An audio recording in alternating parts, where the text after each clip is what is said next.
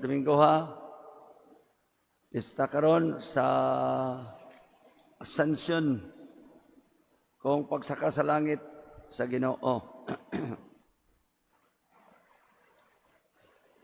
Daghang mga magsusulat ingon nga pag-ascension ang mga apostoles tan-aw langit ang Ginoo ni saka. No, di man siya punta. Unsa bang planetaha siya niadto? Pao nga unsa man day kanang pagsaka sa Ginoo ngadto sa langit. Ang usa sa mga interpretations mao ang iyang cosmic presence sa kalibutan ngadto ra gihapon sa dominion sa Ginoo sa tibuok nga binuhatan niya sa mga binuhat niya. Busa ang Ginoo ani ara gyapon dinhi. Muna ningon ang Ginoo, I'll be with you hangtod sa katapusan sa kalibutan. Ang Ginoo ni ara gyapon kanato kuyog sa kanato. Wa siya mo lakaw ug dili yun siya mo lakaw. Ingon man siya, I am the Emmanuel. God be with us. So niya sa kanunay kanato, wa siya mo lakaw. Padayon siya sa iyang presensya, tabang kanato sa pagpadayon sa iyang buhat sa pagpanluwas. Ang mga apostoles, they were commissioned sa pag-adto sa tarang suok sa kalibutan aron pagwali sa ebanghelyo. Ang simbahan karon sa atong panahon ingon pa ni John Paul II, dili na pinanglan nga mo adto ta sa lain nga culture, sa lain nga dapit kita anay sa atua kuyog sa atuang uban nga mga magtotoo. Labi na sa mga magtotoo nga they are falling away, nagpalayo na sa simbahan. Sa mga nindot kayo nga ideya atong hunahon nga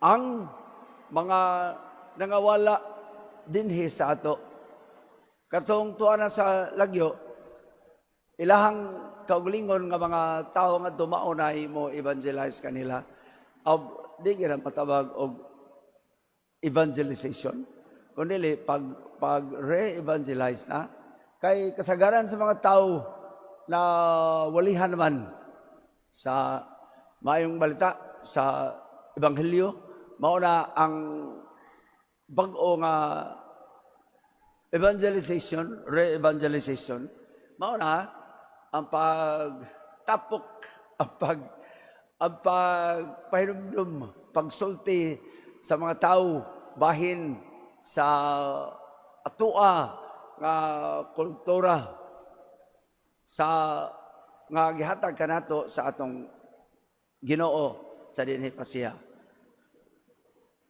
Ang paghimo og mga butang nga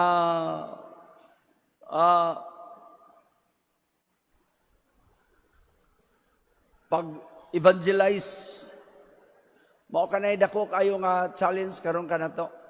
Di nata mo kinahanglan, di kinahanglan, is no longer necessary. Daghan kayo kita. Although we need sa mga magtotoo gihapon nga kanunay diha hugot sa ilang pagtuo aron sa paglig-on dili lang kay simuha kun dili sa uban.